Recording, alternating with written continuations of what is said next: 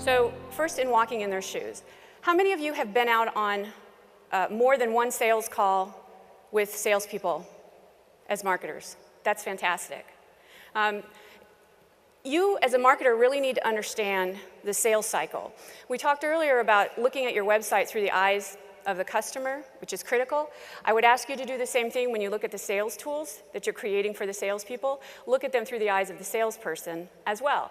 And nothing gives you more credibility with the senior management team and the salespeople when you can say that you've been out on sales calls and you've heard firsthand what the prospects and the customers are asking, what their concerns are, how the sales process is really being done as opposed to how you think it's being done or how you assume it should be being done.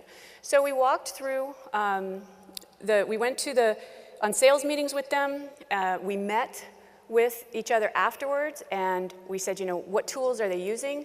Because more likely than not, they're using about 5% of all those wonderful sales tools that you made. So which ones are they using? Once we understood what they felt was valuable, we got their feedback, then we revamped our sales tools and collateral into things that we knew that they would use when they were out in the field. We created a sales advisory group.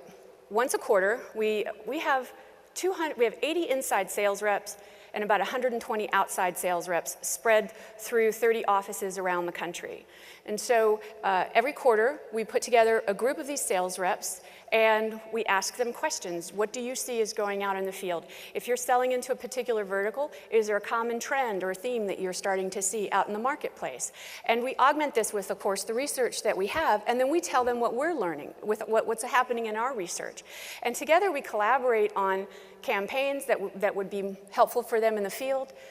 We work together to put specific case studies together, and we get their buy-in on what it is that we're doing. And the other thing that we do is we sit in on a sales call. So we have regional sales directors, and they hold a monthly call or a weekly call, depending on the size of their region. I am always looking for press release opportunities and case study opportunities. I think every sales rep in our company hears my voice in the background saying, you know, can I get a press release out of that?